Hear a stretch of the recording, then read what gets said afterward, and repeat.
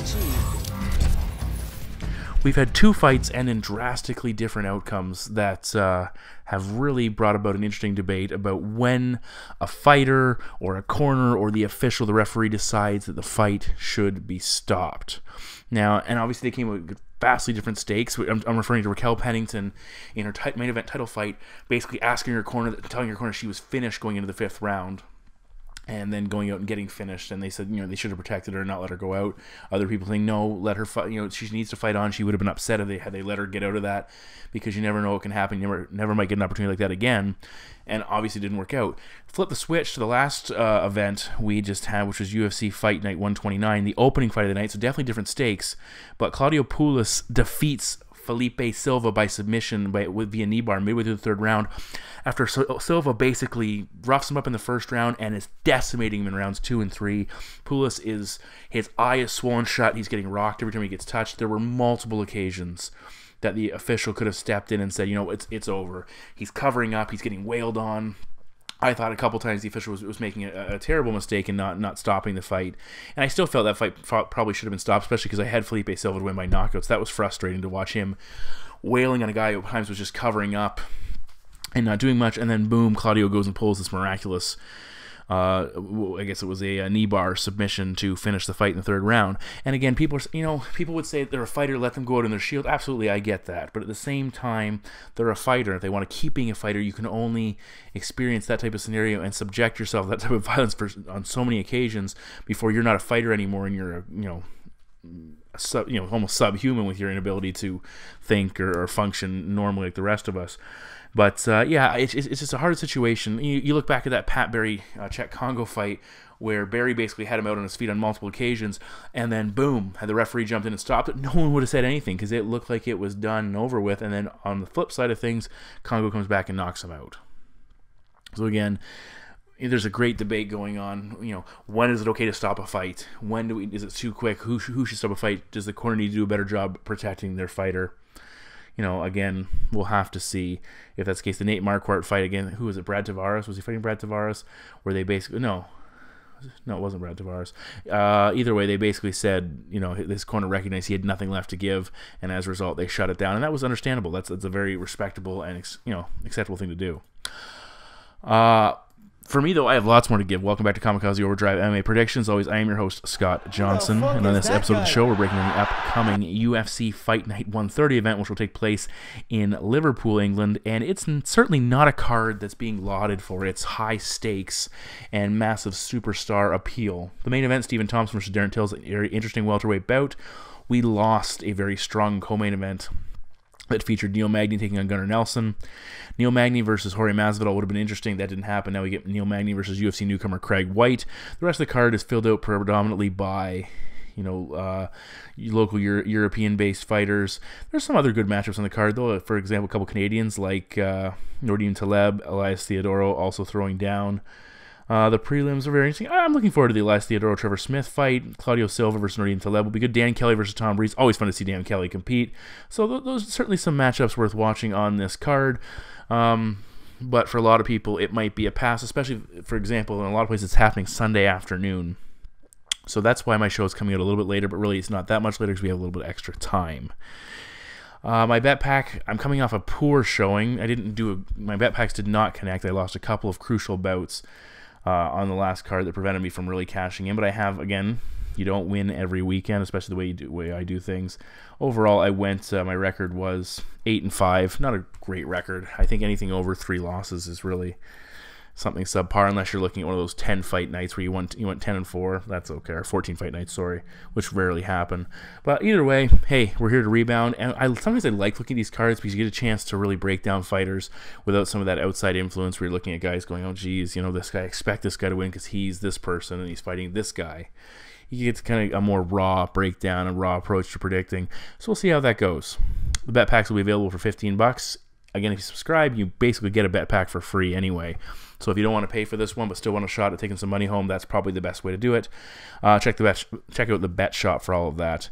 And on that note, let's get to that first main card prediction.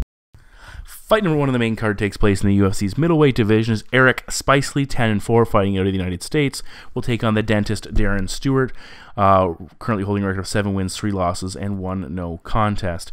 Now, Stewart has lost 3 consecutive fights, including back-to-back defeats by submission. He's technically winless in 4 in the UFC after his debut fight was overturned, via knockout overturned because it was a head clash, so his job is most certainly on the line coming into this fight. For Spicely, he has lost back-to-back fights, finished in both. He did have a 2-fight winning streak prior to that, in which he submitted Alessio Di Chirico and a pretty sizable win for Thiago Santos. He was finished by Sam Alvey in his debut. Physically, Spicely 1 inch taller. Stewart will have a 1 inch reach advantage. He is the younger man by 4 years. And it's probably worth noting both men have dabbled in the light heavyweight division, but seem much more physically, set to fight in the middleweight ranks. Now, of their combined 18 victories, of their combined 18 wins, 14 have been by finish. Of their combined 6 defeats, 5 have come by finish. So there's a very realistic chance we're not going the distance in this fight. More specifically, when you look at those numbers, as I mentioned, Stewart was submitted in 2 of his 3 losses, including both coming in his last 2 defeats. And both fighters have a long history of first round fights ending in the first round, both wins and losses. Spicely, 9 of his 14 fights have ended inside the first 5 minutes. For Stewart, 6 of 11. Now, when you look at how things play out, Stewart's had some issues with the takedown game, and that's the thing Spicely wants to expose here. He gave up 7 takedowns in his loss to Barroso, 1 against Robertson before getting submitted.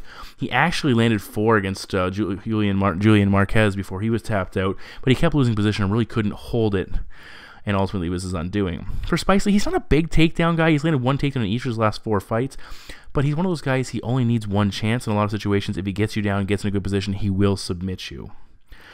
Ultimately, Stewart's very aggressive. He likes to come forward looking to attack, draw opponents into a brawl, and try and knock them out, exhaust them in the process, exhausting himself as well. Spicely is a little more measured, a little more calculated. Look for him to change the pace and really clinch up, and that's where he's going to try and get this fight to the floor from that position. Stewart fighting at home could lead to a big push into getting a W, give him momentum, and not necessarily, though. Again, he did lose to Barroso in a fairly pedestrian and lackluster performance last time he fought at home. Stewart, again, he went to the ground-based attack against Marquez. That won't be the case here. He's going to want to stand on the feet and bang it out and try and knock Spicely out, which he very well could. But look for Spicely to use this more measured approach to counter the aggression of Stewart, clinch up, or possibly change levels and catch him coming forward for a takedown. Once on the mat, Spicely should have a wide edge in overall skill, and unless Stewart gets him out of there quickly, he's going to tire, and that's going to further expose himself to being taken down. So my prediction is Eric Spicely to defeat Darren Stewart by submission. The second fight on the main card certainly has some sneaky, quiet potential to be a very exciting and fun scrap, as Dangerous Davey Grant, 10 wins and 3 losses, takes on the undefeated Manny, the Bermudez Triangle Bermudez, with an undefeated record of 12-0. Now, Grant has really struggled to remain active of late. He's almost 20 months on the shelf coming into this fight. He had big time off before his last 2 fights as well, so he's really struggled to keep himself active with injuries and just fights not falling through. For Bermudez, he's coming off his UFC debut where he submitted Albert Morales, which was a very fun fight earlier this year to remain undefeated, and a really good effort for a first-time out guy in the UFC. Physically, Bermudez is 2 inch taller, he'll have a 2 inch reach advantage, and he's the younger man by 9 years. Now, there are multiple X factors when you look at Grant. He's fighting at home, which is a huge bonus. He is 1-1 in the UFC when fighting on home soil. He's coming off a loss in London, but that massive layoff is a huge concern. Huge concern. And in fact, if you look at beyond that, he's only had 2 fights since 2013. Those are also big concerns, just the level of activity. And you can be in the gym as much as you want. It's a different animal, and fighters will tell you that all the time. It's a different animal when you get in the cage. He's also 9 years old, almost 10 years older than his opponent, which is one of those gaps where you start to wonder, with the lack of activity and just your age getting up there, is the game passing him by? For Bermudez, 8 of his 11 wins have come by submission, and he, as his nickname would imply, he loves that triangle choke, the Bermudez Triangle, as he calls it. So where he wants this fight to take place. Now, for Grant, he will probably oblige him, even though it might not be the smartest thing in the world. 8 of his 11 wins have come by submission, but he's also been tapped out 3 times. Now, for Bermudez, all submissions in round 1, except for his debut against Morales, which tends to happen when you get that step up in competition. Fights seem to get drawn out, and we see what type of fighter you are when you're unable to get that early finish. And all fights have come by some form of choke. He will pull guard, he'll attack subs at any opportunity he gets. He grabbed the triangle early against Morales and locked him up. He's very dangerous and aggressive off his back. He did a good job of rolling with his opponent once he gets on top, and still looking for subs, but really working to keep in a good position. Now, he did allow Morales to take him down a couple of times and was taking some serious damage while still looking for offense. So it's one of those guys where he's an offense-first fighter. Even though, I usually talk about strikers who are like that, he seems to be a grappler's offense first, defense maybe later.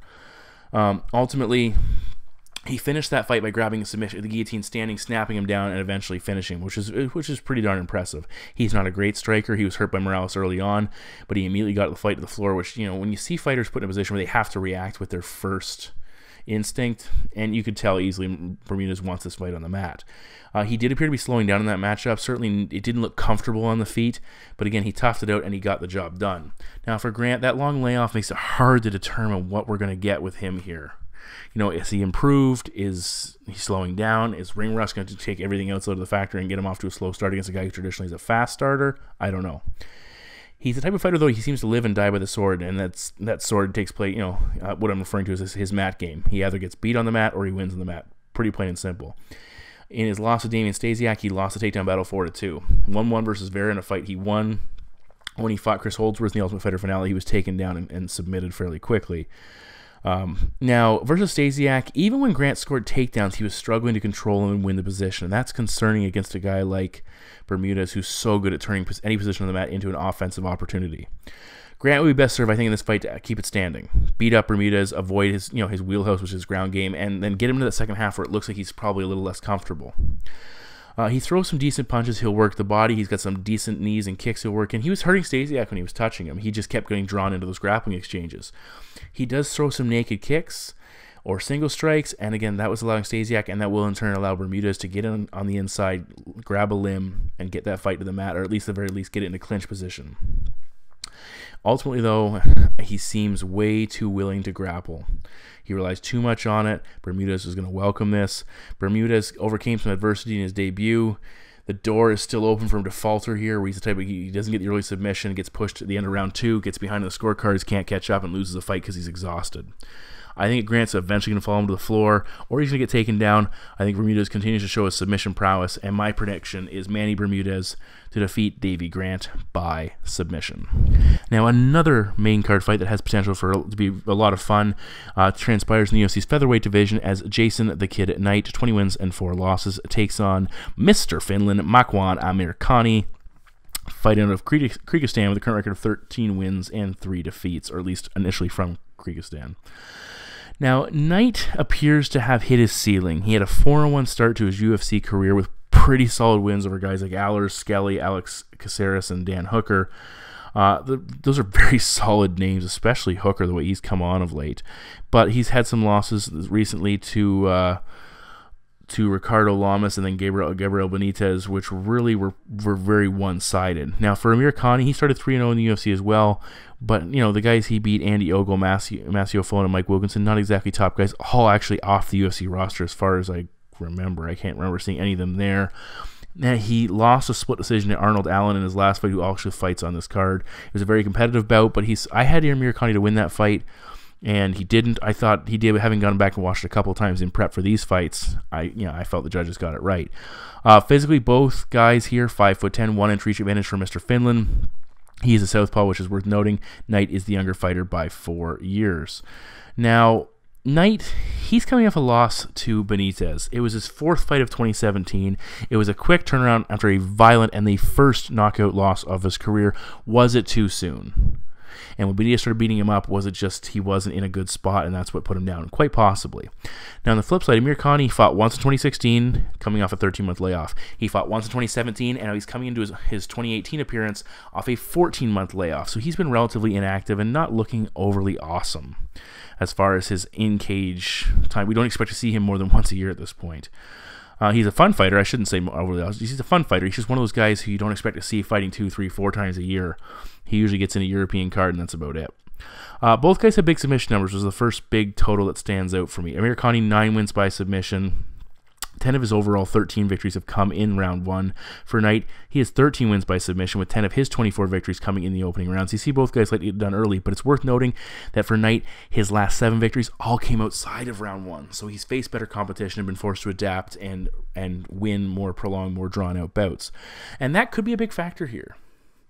Both the fact that Knight's been able to win fights outside of the opening round, and the fact he's been facing better competition, and the fact he's been more active. Those are all big things worth considering when looking at these two individuals. Now, as far as their ability to go to the ground or get taken down, Knight can be taken down, but he is an absolute handful on the mat. He uses that rubber guard. He's got a very active guard overall, very offensive. He's very active. On the flip side, he is 4-1 in fights where he lands at least 1 takedown. So you know he's coming for that. For Amirkhani, he has had landed 8 takedowns over his last 2 fights. He did give up 3 in the Allen fight. He struggled off his back, looked tired at times, looked a little bit lost, looked almost to the referee saying, hey, get me up. I'm not able to do it on my own, which is never a good look for a fighter.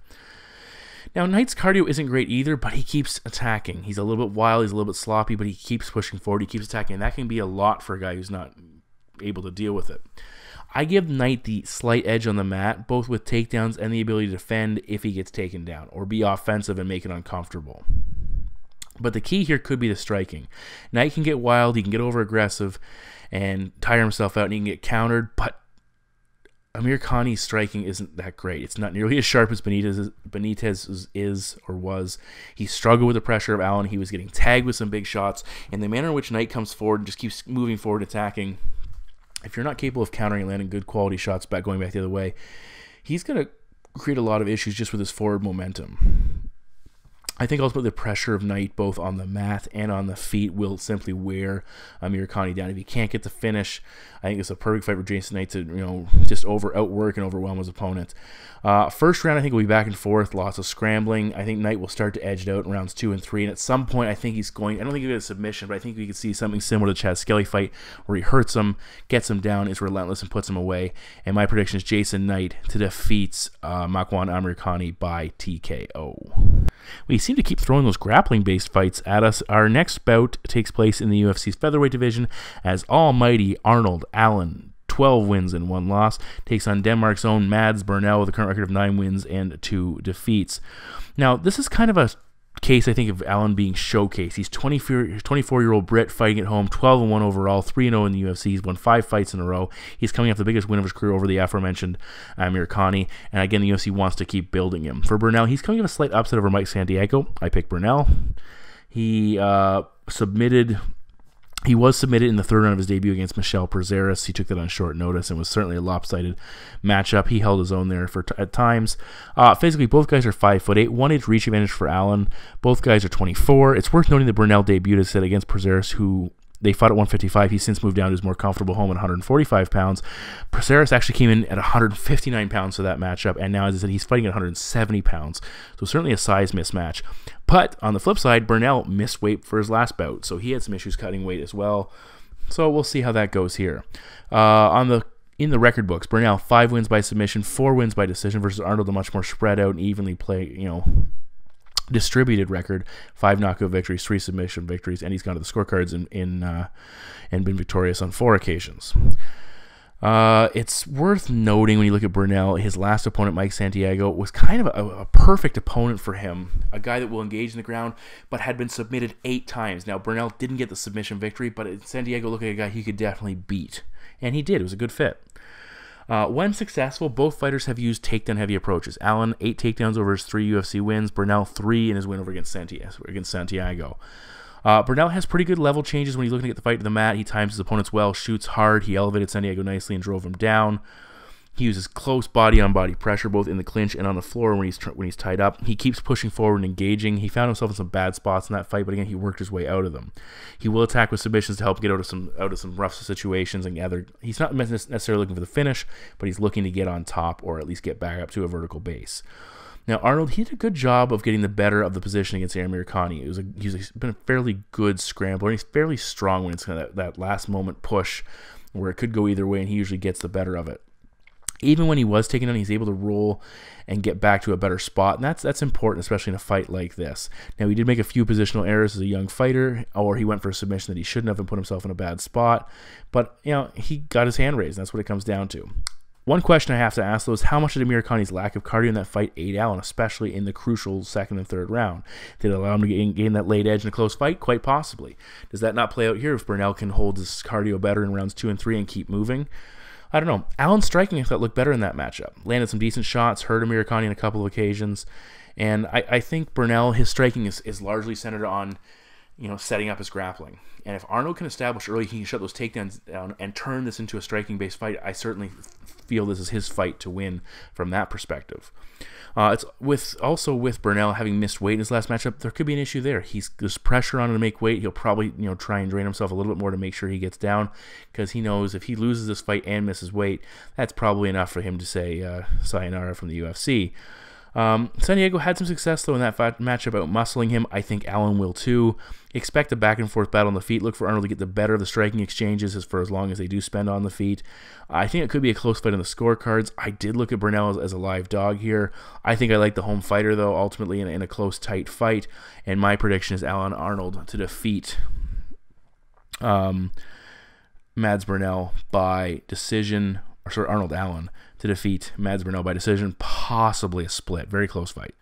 In the co-main event of the evening, the number 9 ranked welterweight in the UFC, Neil Magny, 20 wins and 7 losses, takes on the Thundercat, Craig White. 14 wins, 7 losses, fighting at home, making his UFC debut on short notice. It's a dream come true. This fight was originally scheduled to feature Magny taking on Gunnar Nelson. Nelson out. Jorge Masvidal, one of my favorite fighters, offered to step in and take that bout. It didn't materialize for one reason or another. It was a very interesting fight, and instead we get a new fighter, relatively unknown, taking this fight on short notice. Now for White, he's a Cage Warriors competitor on the verge of a title shot. He had won 4 consecutive bouts. It's not his first stint with the organization, so he's been on again, off again. He did lose to Leon Edwards back in 2012, the biggest name on his resume. Now this is a pretty good change for Neil Magny. I'm not saying it's a guaranteed win, but it's a much better fight for him than he originally was facing. He has really struggled with strong grappling-based fighters, submitted by Moraes and Damian Maia and Rafael Dos Anjos. He's had issues there. Anybody who's got that next-level jiu-jitsu gets him to the ground, he's struggled tremendously, almost like complete wipeouts in all of those fights. Physically, Magny 1 inch taller, despite the fact he stands 6'3". White's a tall dude. He's 6'2". Magny will have a 4-inch reach advantage. White's the younger man by 3 years. Now, when you look at Craig White's last 3 foes, he has faced decent competition to combine 39 wins and 18 losses. Nothing to sneeze at. Now, that's in the European regional scene, but still, hey, they're experienced guys who know how to win. That's crucial. On his record, 5 wins by knockout, 9 wins by submission, 11 in the first round. He's 3-3 outside of round 1, so that's a little bit concerning. He has been finished 6 times in his career, 2 losses by knockout, 4 losses by submission. Now he shows a lot of submissions by choke, guillotine, rear naked choke, triangle choke. He's also been choked out on multiple occasions as well, including, I believe, somebody got him with a Japanese necktie not that long ago. So, hey, again, similar to Davey Grant, live by the sword, die by the sword, go to the mat and see what happens. His last fight, he clinched up with his opponent, looked to drag him to the floor from that position. He was getting muscled around, went for a couple throws, ended up on his back. He's got a very active guard. He attacked with a triangle almost immediately, landed some hard elbows once he locked it in. Didn't get the finish, but still did some damage. Now, ultimately, he was struggling to get... I keep saying that. I gotta fucking stop. He was struggling to get the fight to the floor. When he did try and initiate the takedowns, he stands a little bit too tall, wasn't getting his hips low enough on his takedown attempts. He will wing some big overhand strikes looking to close the distance, but again, everything is about getting on the inside and setting up that takedown. When he was exchanging, anytime there was separation, he was getting cracked with some big shots, and he fell to his back and got the submission. It kind of worked out for him. And that's something Neil Magny needs to be aware of, that this guy has an active guard he will attack with. You know, with Neil Magny, we know what he's all about. We know he brings that solid jab. He's got some decent volume. His cardio is good. Functional wrestling that works against most people, and a good scrambling game. But again, he doesn't want to test against high-level jiu-jitsu practitioners. He needs to keep distance in this fight. Force White to come forward. Land counter strikes. Let him chase you. Let him get tired looking for takedowns. Let him get tired of eating shots, and that will really take him off his game. If he does get a knockdown, as I said, he can't dive in. It opens him up to getting submitted. You know, he needs to look at Frank Mir versus Big Nog instead of Fedor against Fabricio Verdum, for 2 examples there. Magny needs to be careful here. This is a short notice opponent, local fighter with some momentum, nothing to lose. He has that skill set that could give him some issues. And, you know, if he loses this fight, his momentum, any momentum that he's had built up and his spot in the rankings is gone. It's fucking out the window. But again, Magny, he should find success either here overwhelming him early with offense or drowning him in the later rounds. And my prediction is Neil Magny to defeat Craig White by TKO. Finally, in the main event of the evening, we're in the UFC's welterweight division as the former title challenger and number 1 ranked Stephen Wonderboy Thompson, 14 wins, 2 losses, and 1 draw, takes on the 8th ranked Darren the Gorilla Till with an undefeated, almost unblemished record, 16 wins, no losses, and 1 draw.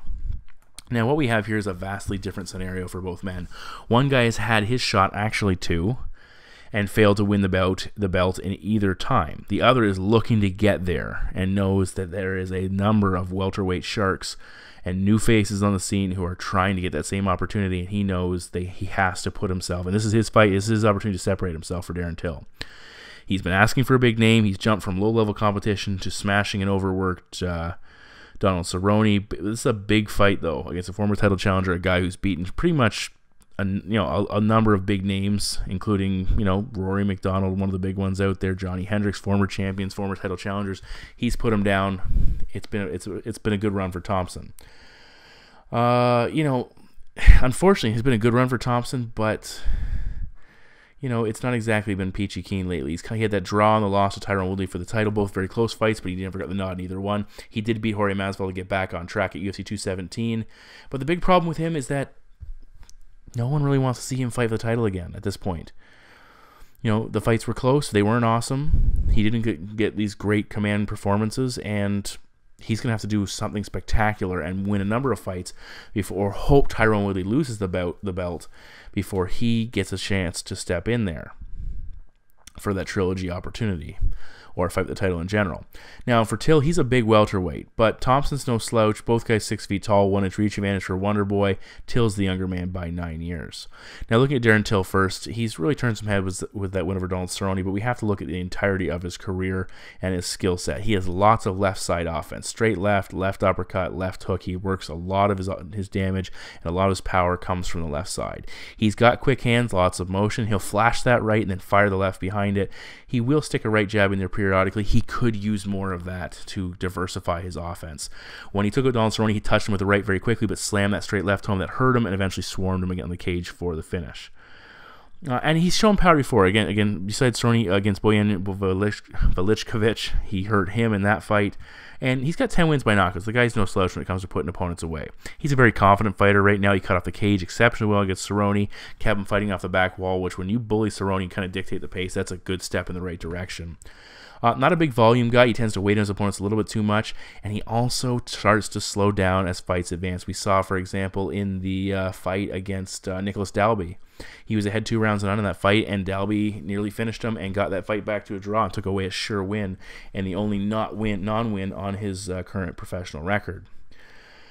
His offense at times will come up a little bit short in the later rounds once he starts to get a little bit tired. He does have some experience in longer fights, including a four-round fight in 2015 that he won by TKO. But again, when you get to this level, it's a different animal. That's absolutely true. It's worth noting he's a southpaw, which does open him up some of those back leg round kicks from Stephen Wonderboy Thompson, who's so proficient in kicking. It's just, you know, it's unbelievable what he is capable of. And he comes from that, you know, looking at Wonderboy now, he has that karate stance. He switches stance. He holds his hands very low, but he's so quick when he leaps in attacks. He's hard to time. He manages distance effectively well. He fights exceptionally long and throws from a variety of angles. And the big thing is the way in which he varies his attacks makes it so hard for his opponent to deal with and figure out what is coming next. It just gives him too much to think about. He throws a variety of kicking techniques, back leg power kicks, front leg kicks, spinning attacks. He lets his big kicks go when he has his opponent's pinned in the cage. Against Johnny Hendricks, just looked like a deer in the headlights when Thompson was teeing off on him and just couldn't figure out what to do. He throws single punches, but he moves away. He takes nice angles when he throws things. Nice straight left. He'll throw a quick jab. Against Patrick Cote, he dropped him with his right hand. Robert Whitaker as well. He looked very good in those fights. Doing a number on both those individuals. He's got those long-range weapons to keep you back. His movement makes it hard to close, and then if you do push forward, he's a decent counter-striker, so he's got a lot going on. Fighters have struggled to find the range against him and feel comfortable. Masvidal, Rory McDonald, talented fighters. Even Woodley didn't look comfortable at times and seemed perplexed on how to get on the inside. Now, he hurt him. He showed he can be hurt, but Woodley's got that nuclear power that can really hurt anybody if he connects. On the flip side, though, that patience and Thompson's willingness to sit back can cost some rounds. Too hesitant. Let his opponents outwork him. Even though they're not landing quality shots, they're busier. They're getting him outworked. He did show more aggression against Masvidal, landing better shots, opening up, hurting him. But again, that could open up to counter-strike. And if you have that type of power, as Woodley does, he could put him down. Does Till have that power? I don't know. We'll find out. Thompson's, though, ability to switch stances and throw a greater variety of offense is what I like here. He's unorthodox. It's going to make Till's more linear left-handed offense seem pedestrian. It's going to make it very difficult for him to land with consistency. Look for Thompson to be defensive early in this fight. Look for him to counter. Wait for Till to start to slow down, and then he'll start to open up further. I think Till can go the distance with him. I think this is one of those learning experiences where you can't just bully your way forward and flash some hands and land that knockout blow. I think Thompson's going to really mess him up with what he throws and just how he varies things. And my prediction is Stephen Wonderboy Thompson to defeat Darren Till. I'm going to take Thompson by decision. So those are my 6 main card predictions for UFC 130. As per usual, all of my preliminary picks will be available at kamikazeoverdrive.net. I'll probably be a little bit later putting them up since I have a little bit extra time and a lot of extra things to do this week, so it's a big week for me. Again, thank you as always for tuning in. I greatly appreciate the bet packs will be on sale and hopefully rebounding. Again, I don't anticipate big sales for this card. Hey, I'm still putting the work in. We're still going to try and win some cash, and it would really suck if we had a huge monumental night and you missed out on it because you just didn't feel this card was worth it. But again, I understand why that would be. On that note, let's skedaddle for now, and we'll talk to you in the not too distant future because we got a lot of cards coming up. Let's get after it, folks. Hi.